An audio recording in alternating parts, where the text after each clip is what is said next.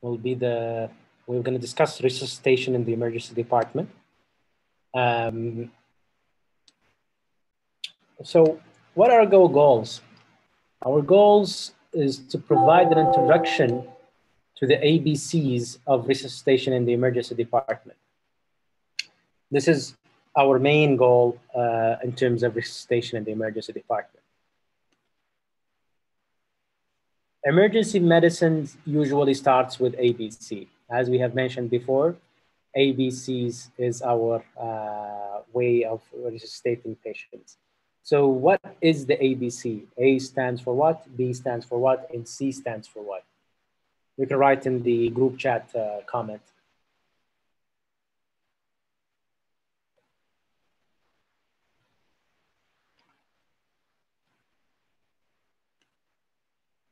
Okay, A is for airway. Good. What about B and C? Airway, breathing, circulation.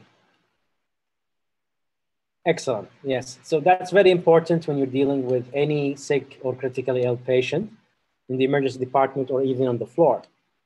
So A is for airway, B is for breathing, C is for circulation. So this is basically the standard of care that we used to do for many decades in the past century. But recently, things has changed. With the new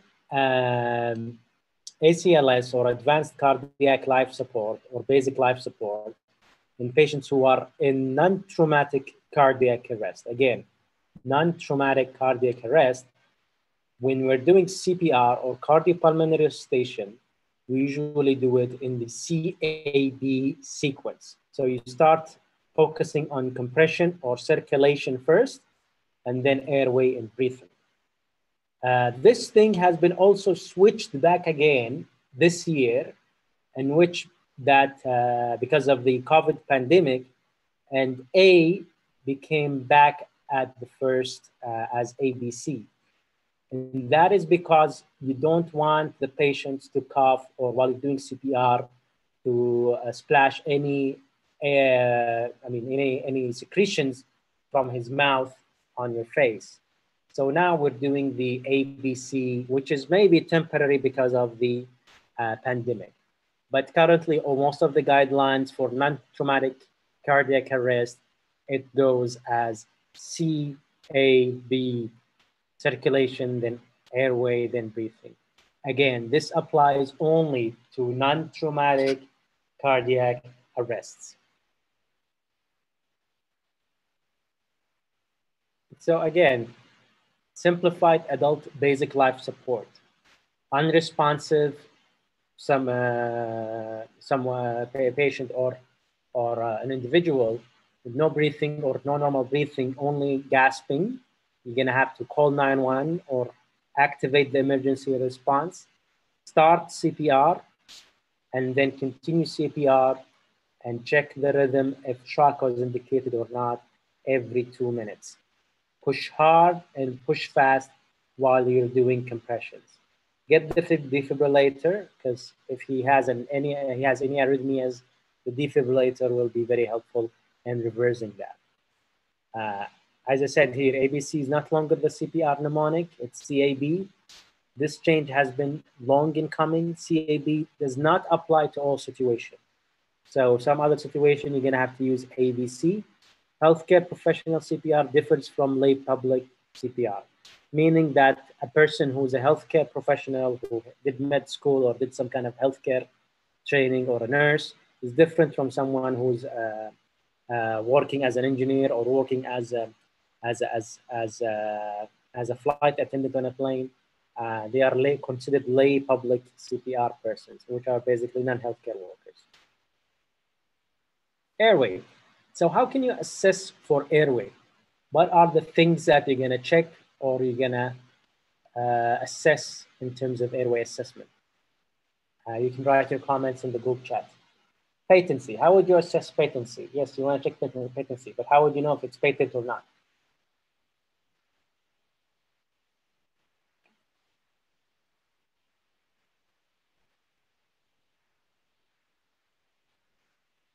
Chest movement. Chest movement usually helps with the breathing, not the airway. How would you know if this airway of a patient is patent and okay, or if it was compromised or has an issue? Remove any obstruction is an intervention, but how would you know if the patient's airway has an issue?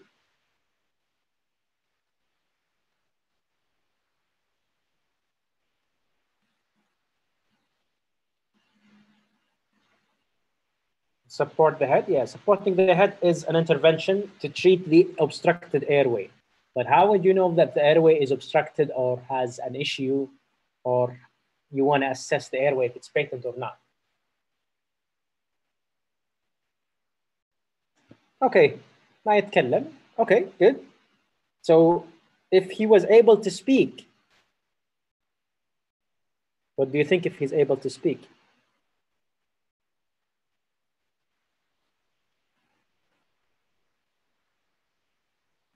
Okay, so this is basically checking for air if it's coming from the face or from the nose.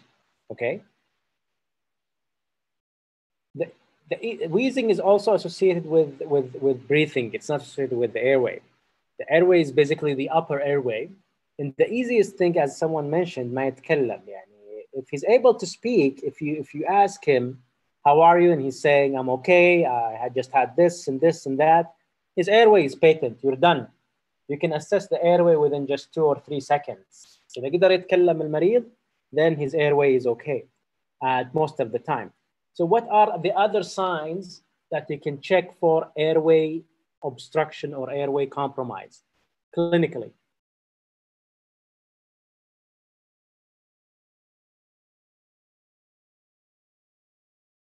How would you know if the airway is obstructed? Okay, comatose. If the patient is unconscious, usually his muscles are relaxed in the airway and it gets obstructed. So the patient who's unconscious or comatose, then his airway is most likely obstructed. What else?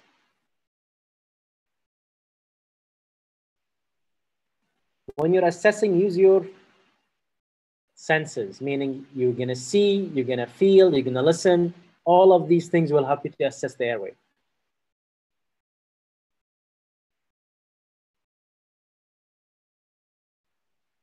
So what are you gonna look for? What are the things if you look at and you're gonna say, oh, this patient might have an airway problem?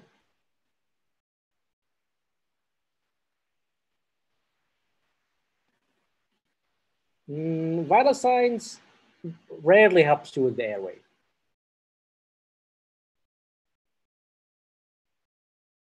Breathing sounds help you with the breathing, not with the airway.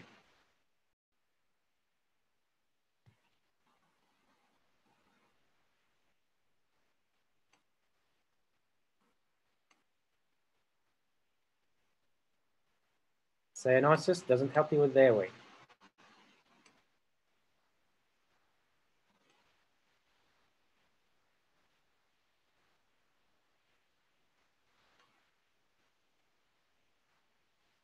What else?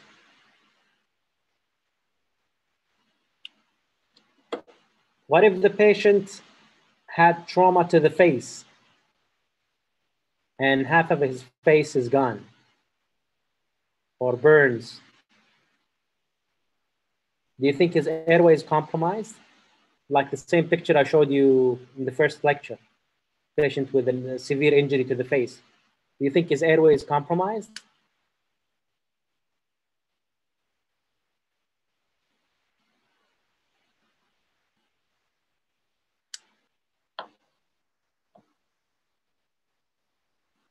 Yes, so you're gonna look at the airway. I'm just gonna have to show you the previous presentation to have an idea.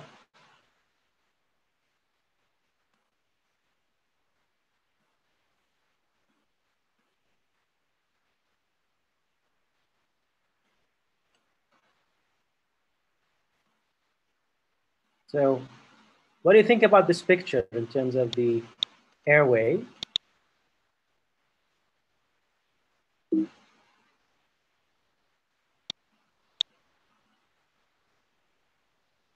So what do you think about this airway? Do you think it's compromised, or it's patent, or there is a problem in that airway?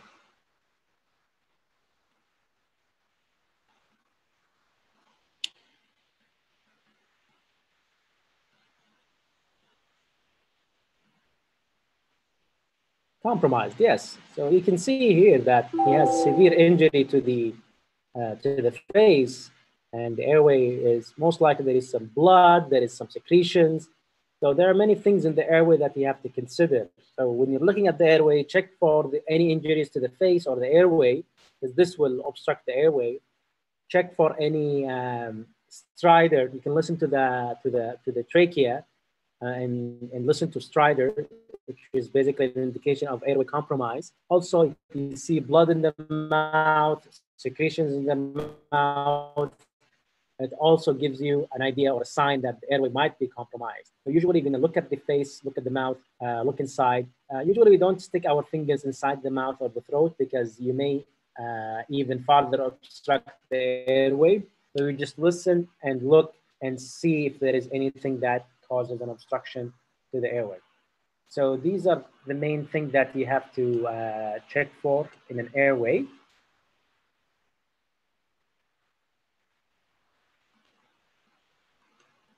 And as an intervention, we're gonna have to do such interventions that you have mentioned just a second ago. Remove any obstructions, head tilt, chin lift. Obviously, can you use head tilt and chin lift in trauma patients? So what do you use for trauma patients? Someone says no. How would you open the airway of a trauma patient? Jaw thrust, excellent. So you use jaw thrust. So jaw thrust in trauma patients, oropharyngeal or nasopharyngeal airways, orotracheal intubation, which is basically the definitive airway management. You put an endotracheal tube into the lungs through the airway. And cricothyrotomy or surgical airway, even if you're not able to manage the airway with endotracheal intubation. So these are the interventions that you can do to optimize the airway. Rapid sequence intubation is a term that we use for intubation, which basically means a combination of sedation and paralysis to facilitate the procedure. Because if you want to put the tube through the mouth, the muscles are tense and it's going to be difficult for you to open the mouth. So what you do is that you sedate and paralyze the patient, so it will be easier to insert the endotracheal tube through the airway and into the lungs. Evidence-based to increase chances of success and decrease incidence of aspiration. Not without it's dangerous, paralyzing a patient who cannot be ventilated, because if you cannot oxygenate or ventilate the patient, then it is a problem that we have to fix. So what are the indications for airway intubation? So when do you want to intubate a patient or not intubate a patient? What do you guys think?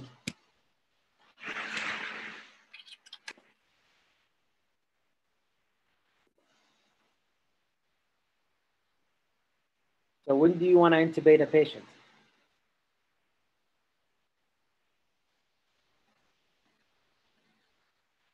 Anybody knows?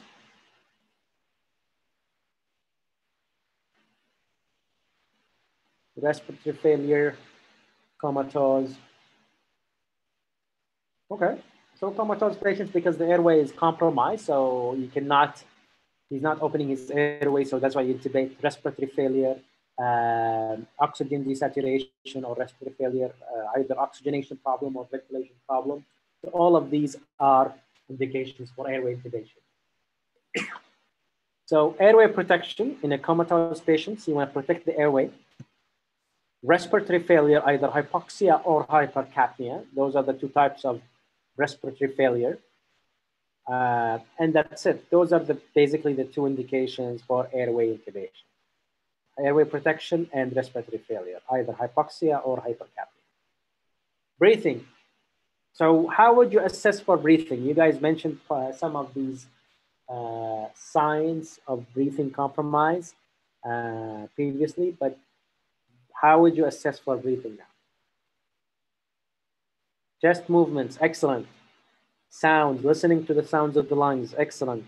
What else?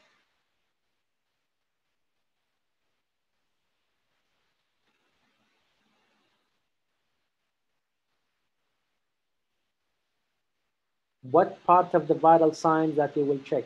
So checking the airway is not related to checking for breathing. If you're going to check the airway, you're checking the airway, not the breathing. Okay, respirate. So respirate is very helpful in assessing the breathing part of the ABC.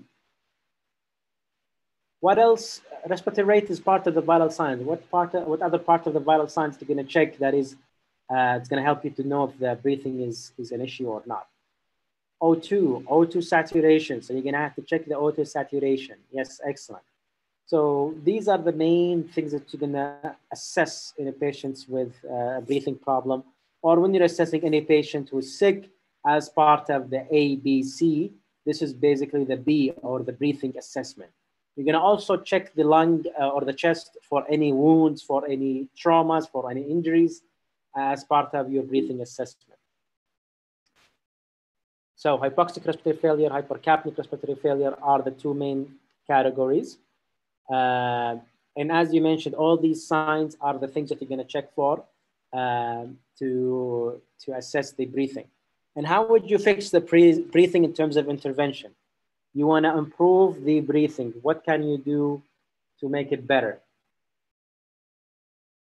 Oxygen. Very simple. The first thing to do is just to give him oxygen.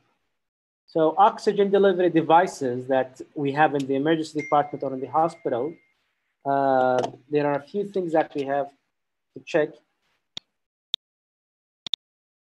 There is the nasal cannula, there is the Venturi mask, and there is a non-rebreather mask and the bag valve mask that you can use. Nasal cannula up to 40% FI2, Venturi mask 25 to 50% FI2, non-rebreather mask theoretically. Okay, give me a second, we'll check that. People who are waiting.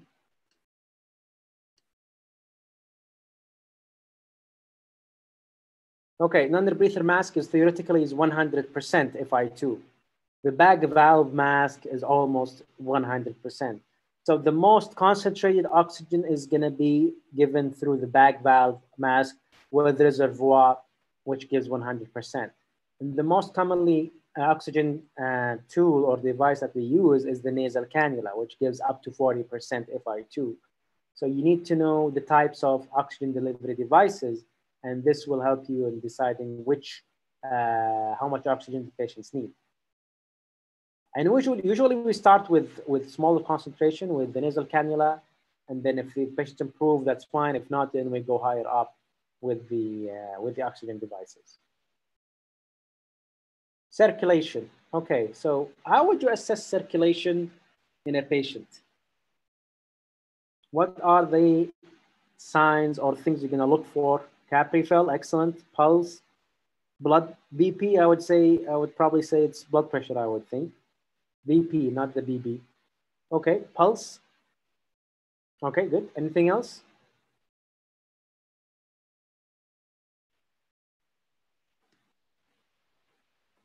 What about the trauma patients? How would you know if there is a problem with circulation in a trauma patient? Temperature doesn't help you much in circulation.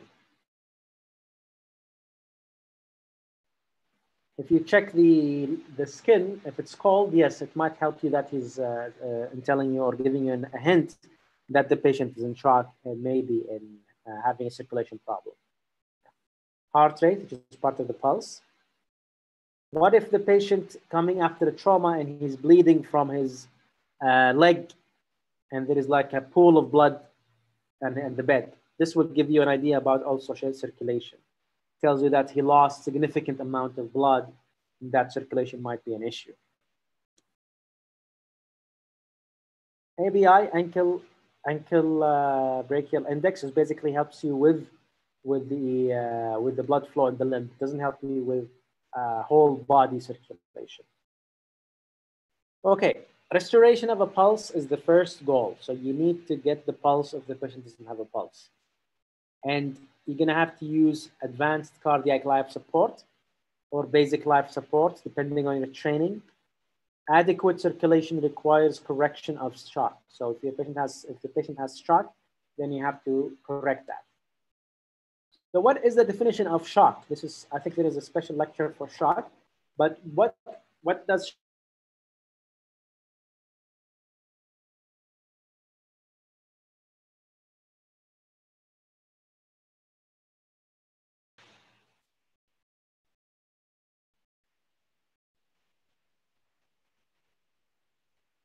you can try.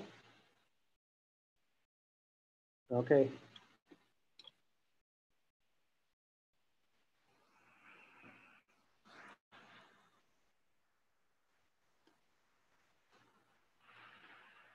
Now I'll just fix an issue here and then I'll join you.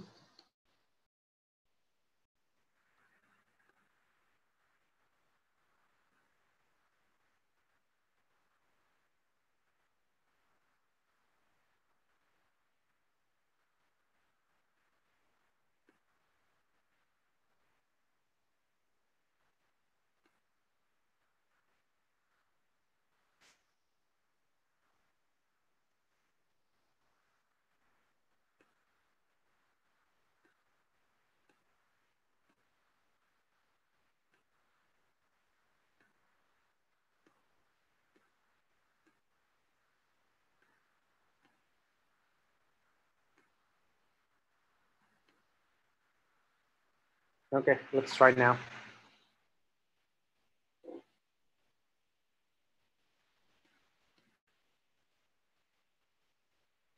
Okay, hemodynamically unstable. When the body is not getting enough blood due to massive blood. Okay, you guys are close. But the exact definition of shock, all of these are associated with shock.